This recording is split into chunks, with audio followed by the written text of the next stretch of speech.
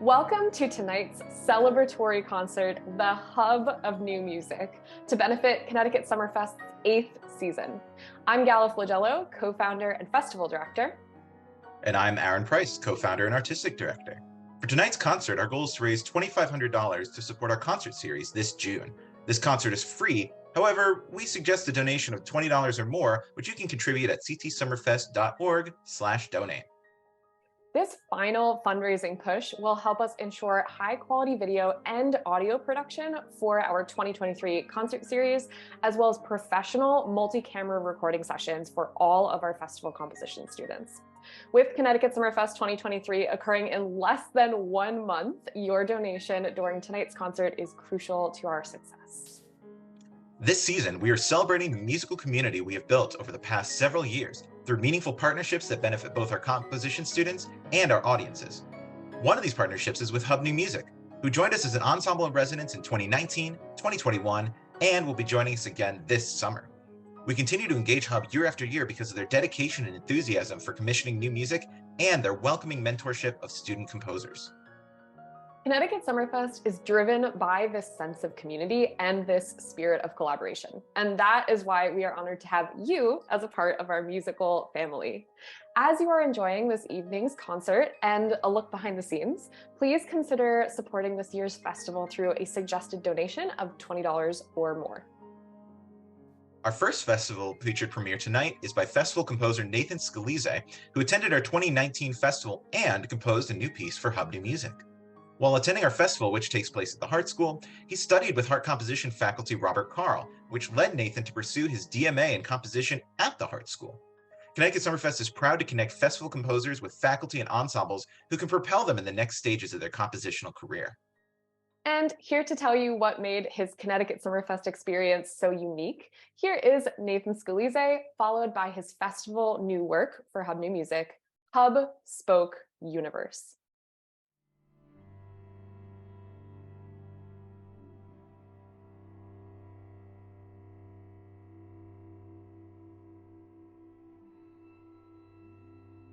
Yeah, I think it's very different to be working with established ensembles as opposed to kind of pickup bands that are either made up of students at a festival or a mix of professional artists and students, because the ensemble is already used to rehearsing together. They're going to take the score when they get it and insert it into their practice routine with whatever lead time they usually do, and they will look at it and they'll know. So I think you sometimes do get the chance to collaborate with people a little bit more through the creation process, just if you can get into the same room with them. But I was emailing with Hub New Music in April and I basically asked them to tell me all of the weird things they could do, or anything. I asked them a bunch of questions. Okay, here are a bunch of things I'm considering doing. What would you think of all of these? And then kind of is there anything else I should know? What other musical assets are available? And it turns out that the cellist in Hub New Music is a really great singer. So I had been considering having just some sort of soft ooh background singing or humming at the end of my piece. And I was like, okay, if the cellist is also performing a lot as a singer, and I mean, I'd seen that in his bio, but when you get, yes, no, definitely comfortable singing and playing, totally going to be, okay, we have someone who can anchor that. I'm comfortable putting this in the piece.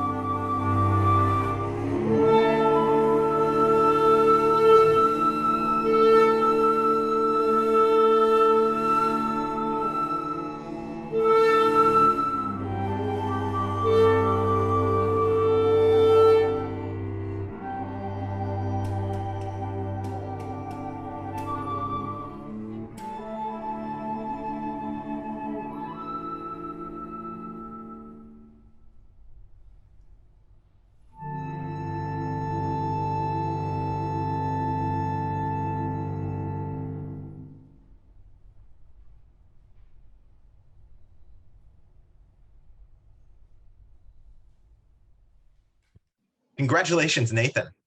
We're happy to share your festival new work with our audiences once again. Joining us now is Mike Avitabile, flutist and executive director of Hub New Music. Welcome, Mike. Hi, thank you so much for having me. Thanks so much for joining us tonight. Can you tell our viewers a little bit about what it's like to bring new music to life at Connecticut Summerfest? Yes, so Connecticut Summerfest is honestly one of Hub's absolute favorite places to play. We've been in residence in 2019, online in 21. We're excited to return this coming June.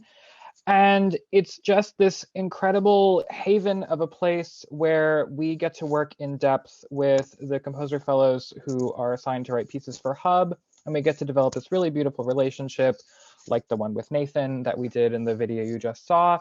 And we also have the opportunity to showcase some of the other works that we're touring. We've been really fortunate that the composition faculty have been composers who we've worked with and get to present their works in the concert as well. So it's just this little kind of bubble of a community that's so alive and fun and joyous, and it's just a terrific place to be.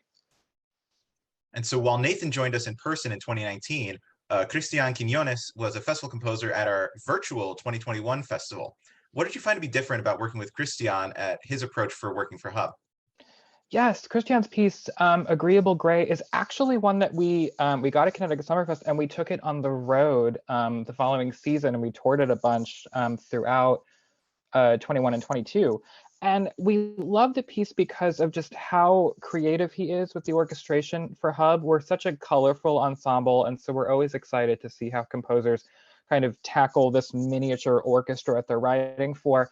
And you'll hear, especially in the middle section of the piece, where it kind of just like blooms in this like really warm, kind of anything but gray kind of texture, that he just extracts so much resonance and warmth, and it's the sound of the piece is so much bigger than you think you could possibly get out of four instruments. He's such a clever orchestrator and absolutely just delightful person to work with. And that's why we decided to tour it a bunch about 2 seasons ago, and it's just a terrific piece. Yeah, and of course, we totally agree. And thank you for giving us a little window into that piece, Mike. We're all excited to hear it in just a little bit. As a reminder to everyone watching, if you'd like to support ensembles in residence like Hub New Music at Connecticut Summerfest, please be sure to head over to ctsummerfest.org/donate and consider contributing tonight's suggested donation of $20.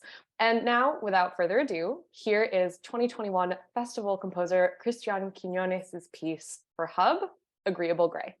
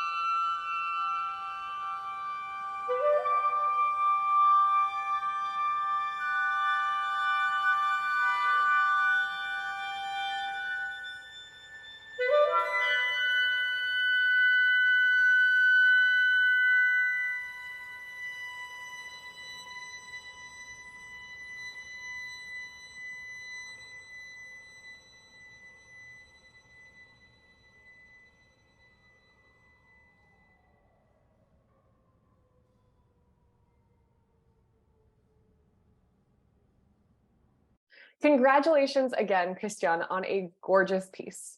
In addition to benefiting from Hub New Music's expertise throughout the rehearsal and premiere process, festival composers also have the opportunity to hear Mike's talk about commissioning. Mike, can you please tell our viewers a little bit about what this talk is like and how it helps set our composers up for success? Yes, so part of what Hub New Music does is we commission music. It's really the lifeblood of our organization. And so often in school, in academic environment, composers are taught about the craft of writing music, but very often the kind of practical career development aspect of what does a commission look like? How do you fundraise for it? What is a contract? Like all of these kind of behind the scenes elements often kind of get overlooked in your traditional curriculum.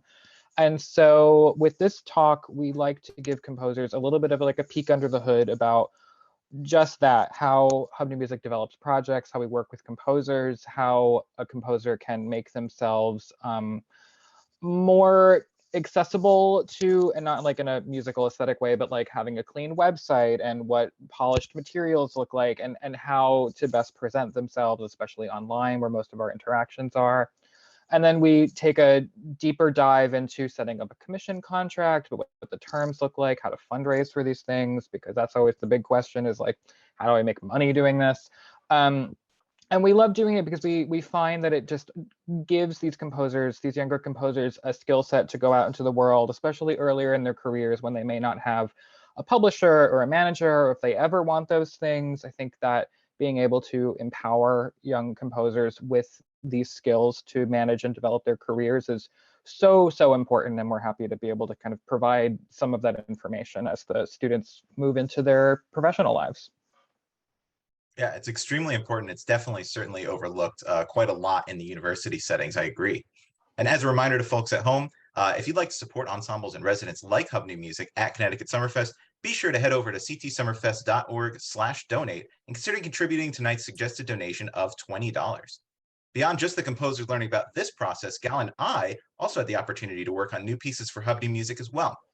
Gala, can you tell me a little bit about your composition as well as the newest piece that you recently premiered with Hub and Wind Ensemble? For sure. So as Mike mentioned earlier, what we love so much about Connecticut Summerfest is this sort of close-knit community that we've built over almost 8 seasons now. And part of that, like you mentioned, Aaron, is something that we benefit from, which is we also get to know the ensembles really well once we've worked with them. In Hub's case, almost 3 times now, almost 3 seasons. So after Hub had been in residence at Connecticut Summerfest, I believe twice or almost twice, we were chatting about writing a piece. Mike had mentioned that Hub New Music was doing a partnership with the Peabody Essex Museum, and that looking at some of those exhibits might be inspiring for the piece. So my work for Hub is called Breathing Light, which is inspired by Zahra Hussein's Breath exhibition at the Peabody Essex Museum, which was up while I was writing this piece. And both the piece and Breath, the exhibit, reflect on the significance of breathing, especially in the years 2020 and 2021, from loss of breath due to COVID-19 to protecting one's breath through the Black Lives Matter movement to learning to breathe mindfully to cope with this sort of confluence of crises.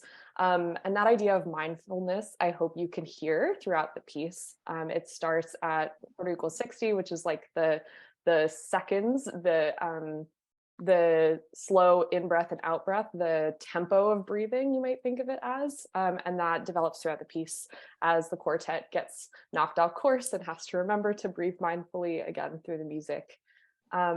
And Aaron, you also mentioned my recent collaboration with Hub New Music. It was so fun and exciting to work on a concerto for them with symphonic winds. That piece is called The Bird While and actually premiered just a little while ago. We are so happy to have been able to work with Michael Avitabile and the University of Michigan Symphony Band on that piece. It's very cool too that the premiere video is now up on YouTube too, if folks want to check it out at some later date. But yeah, it was really cool writing in this sort of concerto grosso style almost, writing for a quartet of very virtuosic players and friends, which is a total treat. That piece is very steeped in environmental advocacy, and is based on a piece or a poem actually by Keith Taylor called The Birdwhile, Acolytes in the Birdwhile. And 5% of proceeds from sales and rentals for that piece actually go to the Bird Center of Michigan, which inspired both the poem and that piece. So super proud to have been able to work on that with all of the members of Hub, Michael Haycock with Symphony Band, and hopefully we'll be touring that in the future. So keep an eye out. But for now, our lovely audience is about to hear Breathing Light for Hub New Music.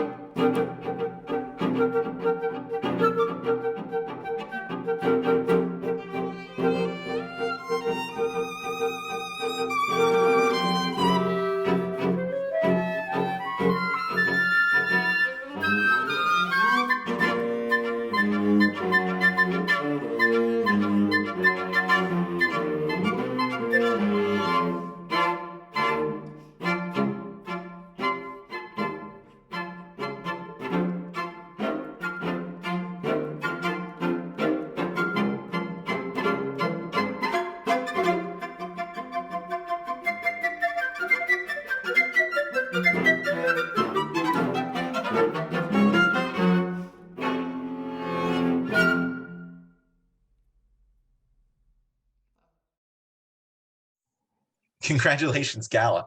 For both of us, having had the opportunity to work with Hub ourselves, give us an idea of what it's like for festival composers to work with them as well. Mike, can you tell us a little bit about your collaborations this year with this year's festival composers? Yes, so we just had a really terrific Zoom session with our festival composers, and they just had all these really brilliant questions and questions that I actually had never gotten before and really had to think about. So I think we're in for a really exciting, really unique, different kind of batch of pieces this season, which is so exciting. And we're also really fortunate to have two really good friends on the composition faculty, Takumi Ito and Jessica Meyer, both who have written pieces for Hub New Music that we're going to play on our guest ensemble concert. Jessica's, we quite recently premiered. It's part of our 10th anniversary commissions. Her piece Spirits and Sinew is like spooky and haunted and really awesome. And Takumi Ito's piece, Wavelengths, we're actually recording it for an album the day after Connecticut Summerfest is over. So that's like, it's just all this great confluence of just great pieces and friendship and all that good stuff. And we can't wait. It's going to be a really great season.